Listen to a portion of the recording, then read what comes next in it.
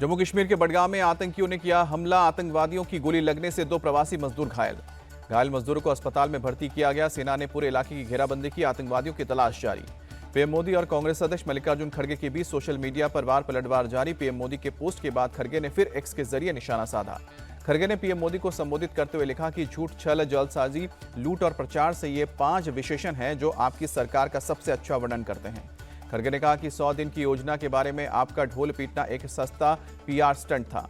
खड़गे ने कहा कि आपने 2047 के रोड मैप के लिए 20 लाख से ज्यादा लोगों से इनपुट लेने का दावा किया था। पीएमओ में दायर आरटीआई ने आपके झूठ को उजागर करते हुए विवरण देने से इनकार कर दिया। मल्लिकार्जुन खड़गे ने कहा कि बीजेपी में बी का मतलब विश्वासघात है और जबकि जे का मतलब जुमला है। कांग्रेस अध्यक्ष ने पीएम मोदी से 6 सवाल भी पूछे। 2 करोड़ नौकरी के वादे, महंगाई, अच्छे दिन, विकसित भारत, ना खाऊंगा ना खाने दूंगा और देश नहीं झुकने दूंगा के नारे पर कसा तंज। सबसे पहले मल्लिकार्जुन खड़गे ने एक्स पर पीएम मोदी को घेरा, जिसका पीएम मोदी ने उसी प्लेटफॉर्म पर जवाब दिया। पीएम मोदी ने लिखा, कांग्रेस के झूठे वादों से सतर्क रहे जनता। पीएम मोदी ने कहा कि झूठे वादे करना आसान, पूरा करना मुश्किल। जनता के सामने बेनकाब हुई कांग्रेस। पीएम मोदी बोले, कर्नाटक में कांग्रेस पार्टी पॉलिटिक्स और लूट में ही बिजी है। मौजूदा योजनाओं को भी वापस लेने की तैयारी है। पीएम मोदी ने कहा कि हिमाचल प्रदेश में सरकारी कर्मचारियों को समय पर वेतन नहीं दिया जाता है। तेलंगाना में किसान अपने वादे के मुताबिक कर्ज माफी का इंतजार कर रहे हैं। पीएम मोदी बोले, कांग्रेस ने छत्तीसगढ़ और राजस्थान में कुछ भत्ते देने का वादा किया था जो 5 साल तक लागू नहीं किए।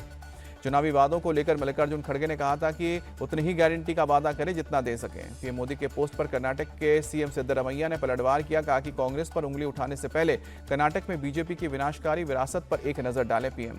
खड़गे के बयान के बाद हमलावर हुई बीजेपी। कहा कि झूठे वादों पर देश से माफी मांगे खड़गे और राहुल गांधी। रविशंकर प्रसाद ने कहा कि वोट की खातिर कांग्रेस ने लोगों को बेवकूफ बनाया। बीजेपी सरकार ने जो वादे किए वो पूरे नहीं किए। केंद्रीय मंत्री प्रहलाद जोशी बोले, झूठे बोल रही है कांग्रेस, कोई गारंटी लागू नहीं की। संजय राउत ने खड़गे के बयान का किया समर्थन। कहा कि हमें बजट देखकर ही गारंटी देनी चाहिए, इसमें कुछ गलत नहीं है। अरविंद सावंत के खिलाफ एफआईआर दर्ज। साइना एनसी बोली कि अभद्र भाषा बोलने वालों पर कानून एक्शन लेगा। साइना एनसी ने कहा कि महाविनाश अघाड़ी महिलाओं का सम्मान नहीं करती है। महाराष्ट्र की महिलाएं इसका मुंहतोड़ जवाब देंगी। बयान पर बवाल के बाद बोले अरविंद सावंत, मैंने किसी महिला का नाम नहीं लिया, मेरी कहीं पूरी बात नहीं दिखाई गई। अरविंद सावंत बोले, मुझे बदनाम करने की कोशिश हो रही है। 29 तारीख को बयान दिया था, तब किसी ने कुछ क्यों नहीं कहा। साइना एनसी के अपमान का बदला जनता लेगी। केंद्रीय मंत्री रामदास अठावले का बयान। बीजेपी के बागियों पर बोले डिप्टी सीएम देवेंद्र फडणवीस, हम सभी को समझाने में सफल होंगे। महाराष्ट्र के डिप्टी सीएम देवेंद्र फडणवीस की सुरक्षा बढ़ाई गई। इंटेलिजेंस ब्यूरो की रिपोर्ट के बाद फैसला। संजय राउत ने फिर उद्धव ठाकरे को सीएम फेस बताया। कहा कि उद्धव के नाम से महाविकास अघाड़ी का वोट परसेंटेज बढ़ेगा। संजय राउत ने कहा कि उद्धव के नाम से कांग्रेस एनसीपी को नहीं होनी चाहिए दिक्कत, अगर उनके पास कोई चेहरा है तो बताएं। राज ठाकरे पर भी संजय राउत ने साधा निशाना। कहा कि बीजेपी को जिताने में लगी है एमएनएस, इसलिए हमने अपना उम्मीदवार उतारा है। माहिम सीट से शिवसेना उम्मीदवार सदा सरवनकर ने नामांकन वापस लेने से किया इनकार। कहा कि जनता चाहती है कि मैं चुनाव लड़ूं। महाराष्ट्र सरकार के मंत्री गिरीश महाजन का बयान। महायुति को 2019 से भी बड़ा जनादेश मिलेगा और हम सरकार बनाएंगे। महाराष्ट्र में कांग्रेस गठबंधन बहुमत से बनाएगी सरकार। कांग्रेस नेता अशोक गहलोत का बयान। शिवसेना यूबीटी ने चुनाव आयोग से एमएनएस के प्रोग्राम की शिकायत की। 29 अक्टूबर को एमएनएस ने दिवाली किया था सेलिब्रेट। शिवसेना यूबीटी का आरोप, प्रोग्राम में एमएनएस के सिंबल लगाए गए थे जो आचार संहिता का उल्लंघन है। शिवसेना यूबीटी की शिकायत पर बीजेपी का तंज। क्या हिंदू त्योहारों से औरंगजेब फैन क्लब के लोग हर्ट हो गए हैं? हेमंत बिस्वा शर्मा ने जेएमएम को ठगने की मशीन बताया। कहा कि लोगों ने इनके झूठ को बोला है, कोई वादा पूरा नहीं किया है। झारखंड सीएम हेमंत सोरेन की उम्र को लेकर विवाद। चुनाव आयोग में दाखिल हलफनामे में 5 साल में 7 साल बढ़ गई है उम्र। कांग्रेस नेता सुबोध कांत साय का बीजेपी पर पलटवार। अगर हेमंत सोरेन की उम्र की इतनी चिंता तो उनके सर्टिफिकेट की जांच करा लें। चुनाव आयोग हेमंत सोरेन की उम्र विवाद की बारीकी से जांच करेगा। बिहार के डिप्टी सीएम विजय सिन्हा का बयान। झारखंड के मुख्य निर्वाचन अधिकारी से मिला जेएमएम डेलीगेशन। कहा कि अधिकारियों के तबादलों पर रोक लगाने की मांग की। लखनऊ में बीजेपी और सपा के बीच पोस्टर वॉर। योगी के बटेंगे तो कटेंगे के नारे के जवाब में सपा ने लगाया, जुड़ेंगे तो जीतेंगे पोस्टर। समाज को बांटने का काम सिर्फ बीजेपी करती है, कोई और नहीं। यूपी कांग्रेस के अध्यक्ष अजय राय का बयान। हरियाणा की जनता की उम्मीदों पर हमारी सरकार खरी उतर रही है, सीएम नायब सिंह सैनी का बयान। गोना में अलग अंदाज में दिखे सीएम नायब सिंह सैनी। एक दुकान पर जाकर बनाई जलेबी। मुरादाबाद के कुदरकी विधानसभा सीट से बीजेपी के उम्मीदवार ठाकुर रामवीर सिंह का मंच से बेतुका बयान वायरल हुआ। कहा कि पन्ना प्रमुख वाली डायरी जेब में होगी तो किसी सिपाही का साहस नहीं कि मोटरसाइकिल रोक ले। प्रदेश अध्यक्ष भूपेंद्र चौधरी की मौजूदगी में ठाकुर रामवीर सिंह ने पन्ना प्रमुख की डायरी को बताया लाइसेंस। कहा कि जब उपचुनाव जीत जाओगे तो आरसी लाइसेंस या बीमे की कागज की जरूरत नहीं पड़ेगी। तिरुपति मंदिर में अब सिर्फ हिंदू करेंगे काम। टीटीडी बोर्ड का अध्यक्ष बनते ही BR नायडू का फरमान। तिरुमला तिरुपति देवस्थानम बोर्ड के फरमान पर AIMIM प्रमुख ओवैसी का निशाना। कहा कि मोदी सरकार वक्फ बोर्ड और वक्फ काउंसिल में नॉन मुस्लिम की एंट्री अनिवार्य करना चाहती है। देश भर में फ्लाइट्स में बॉम्ब ब्लास्ट की धमकी देने वाला अरेस्ट। नागपुर पुलिस ने जगदीश उइके को पकड़ा। नागपुर पुलिस के DCP लोहित मतानी बोले जगदीश उइके सिर्फ पब्लिसिटी के लिए ऐसा करता था। किसी आतंकी संगठन के साथ अब तक सबूत नहीं मिले हैं। चीन के साथ सीमा विवाद सुलझने के बाद पूर्वी लद्दाख के डेमचौक में शुरू हुई भारतीय सैनिकों की गश्त।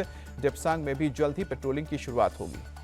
अरुणाचल के बुमला में केंद्रीय मंत्री किरेन रिजिजू ने जवानों के साथ मनाई दिवाली। चीनी सैनिकों से भी बात की। अमेरिका में आज से 22 नवंबर तक सैन्य अभ्यास वज्र प्रहार। भारतीय और अमेरिकी सेना के बीच सैन्य सहयोग को बढ़ावा देना मकसद। 3 नवंबर को वक्फ संशोधन बिल के खिलाफ जमीयत उलेमा हिंद का प्रोग्राम। इंदिरा गांधी स्टेडियम में जुटेंगे मुस्लिम संगठन। यूपी के बस्ती में बीजेपी नेता बब्बू खान के बेटे हनी पर लगा BMW से एक शख्स को कुचलने का आरोप। शख्स की मौत के बाद घर वालों ने आरोपी के घर का घेराव किया।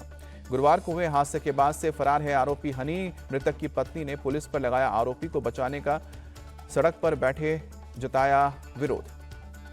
मृतक के रिश्तेदारों ने मालवीय रोड को कई घंटों तक जाम रखा। पुलिस के आला अधिकारियों ने शख्स पर कार्रवाई का भरोसा दिया है। मध्य प्रदेश के हरदा में बड़ा सड़क हादसा। ओवरटेक की कोशिश में ट्रक से टकराई बाइक, 4 युवक की मौत। मुंबई के अंधेरी ईस्ट में भंगवाड़वाड़ी इलाके में लगी भीषण आग। कई दुकानों खाक होने की खबर। फायर ब्रिगेड ने आग पर काबू पाया। मध्य प्रदेश के बुरहानपुर में देर रात एक टेक्सटाइल फैक्ट्री में आग लगी। देखते ही देखते फैक्ट्री आग की लपटों से घिरी। फैक्ट्री की आग के चलते किसी के हताहत होने की खबर नहीं। लाखों के नुकसान की खबर। आग के कारणों का फिलहाल कोई पता नहीं। कोयंबटूर में एक चाय गोदाम में देर रात भीषण आग लगी। लाखों का सामान खाक हुआ। किसी के हताहत होने की खबर नहीं। फायर ब्रिगेड की गाड़ियों ने कड़ी मशक्कत के बाद आग पर काबू पाया। आग लगने के कारणों की जांच हो रही है। पंजाब के मोगा की मंडी में लगी आग। कपड़े के गोदाम सहित 7 से 8 दुकानें आग की चपेट में आई। पश्चिम बंगाल के हावड़ा में एक मकान में आतिशबाजी के दौरान आग लगी। 3 बच्चों की मौत हुई। तेजी से फैले आग में पूरा घर खाक हुआ। फायर ब्रिगेड की टीम ने आग पर काबू पाया। एक महिला बुरी तरह से घायल। इंदौर के छतरीपुरा में बच्चों के पटाखा चलाने पर शुरू हुआ विवाद। सांप्रदायिक तनाव में बदला। 2 पक्षों की भिड़ंत में जमकर पथराव हुआ। कई लोग घायल हुए। घटना की जानकारी मिलने पर हिंदू संगठनों ने किया थाने का घेराव। पथराव करने वाले मुस्लिम समुदाय पर कार्रवाई की मांग की। विरोध प्रदर्शन के दौरान उपद्रवियों ने 2 वैन और कई बाइक्स में भी तोड़फोड़ की। बाइक और ऑटो को किया आग के हवाले। प्रशासन ने हालात पर काबू पाने के लिए मौके पर भारी तादाद में पुलिस बल तैनात किया। देर रात पुलिस के आला अधिकारियों ने किया तनाव वाले इलाके में गश्त। हरियाणा के बल्लभगढ़ में दिवाली पर विवाद। पटाखे जलाने पर अल्पसंख्यक समुदाय के लोगों ने हिंदू लड़के को पीटने का मामला आया सामने। शिकायत करने पर अल्पसंख्यक समुदाय के लोगों ने हिंदू परिवार पर लाठी डंडों से हमला किया। पत्थर भी फेंके।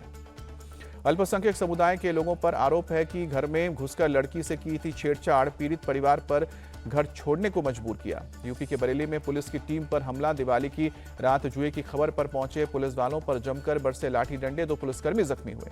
कैमरे में कैद हुई पुलिस वालों की पिटाई की वारदात। वायरल वीडियो में मंदिर में छुपकर अपनी जान बचाता दिखा एक पुलिसकर्मी। आरोपियों के खिलाफ मुकदमा दर्ज। मध्य प्रदेश के इंदौर में शुक्रवार को खेला गया हिंगोट युद्ध में भारी तादाद में उमड़ी भीड़। अग्नि बाण लगने से कई योद्धा भी घायल हुए। युद्ध के दौरान योद्धाओं ने एक दूसरे पर दागे हिंगोट यानी कि अग्निबाण। प्रशासन ने बड़ी संख्या में तैनात किए थे पुलिस के जवान। हिमाचल के धामी में अनोखी परंपरा। मां काली को खुश करने के लिए 2 ग्रुप्स के लोगों ने एक दूसरे पर बरसाए पत्थर। फैशन डिजाइनर रोहित बाल का 63 साल की उम्र में गुरुग्राम के मेदांता हॉस्पिटल में निधन। दिल की बीमारी से पीड़ित थे। रेलवे स्टेशन पर छठ पर घर जाने के लिए लोगों की भारी भीड़। दिल्ली के आनंद विहार रेलवे स्टेशन पर लोगों का हुजूम। रेलवे के ओर से टिकट काउंटर पर पंडाल की व्यवस्था की गई है। रेल मंत्री ने नई दिल्ली रेलवे स्टेशन पर व्यवस्थाओं का जायजा भी लिया। कहा कि 7,435 स्पेशल ट्रेनें चल रही हैं। जरूरत पड़ी तो 150 और स्पेशल ट्रेन चलाएंगे। छठ पूजा को लेकर दिल्ली सरकार का फैसला। 7 नवंबर को होगी सरकारी छुट्टी। एलजी ने दी है परमिशन। प्रदूषण को लेकर बोले दिल्ली बीजेपी चीफ वीरेंद्र सचदेवा। सिर्फ पटाखे जलाने से एयर पॉल्यूशन नहीं होता। प्रदूषण की कई वजह हैं। पराली जलाने के खिलाफ बठिंडा में पुलिस और प्रशासन का एक्शन। खेत में जल रहे पराली को बुझाई। कनॉट प्लेस के प्राचीन हनुमान मंदिर पहुंचे अरविंद केजरीवाल। हवन पूजन कर बजरंगबली का आशीर्वाद लिया। केजरीवाल ने पत्नी के साथ की हनुमान जी की आरती, बोले हनुमान जी से सभी की सुख समृद्धि और खुशहाली की प्रार्थना। आंध्र प्रदेश में फ्री गैस सिलेंडर योजना लॉन्च, लाभार्थियों के किचन में जाकर सीएम नायडू ने खुद बनाई चाय। सीएम नायडू बोले मैंने एक और चुनाव वादे को पूरा किया, स्कीम के तहत साल में 3 गैस सिलेंडर मुफ्त मिलेंगे। गोरखपुर में एक दिया शहीदों के नाम कार्यक्रम, सीएम योगी ने भीम सरोवर पर दिया जलाकर शहीदों को श्रद्धांजलि दी। भारतीय विदेशी मुद्रा भंडार में 3 अरब 46 करोड़ डॉलर की गिरावट दर्ज, 25 अक्टूबर को खत्म हुए हफ्ते में 684 अरब 80 करोड़ डॉलर पर पहुंचा है फॉरेक्स। त्योहारी सीजन के चलते अक्टूबर में 9% बढ़ा है जीएसटी कलेक्शन, 1.87 लाख करोड़ रुपए है इससे ज्यादा की कमाई।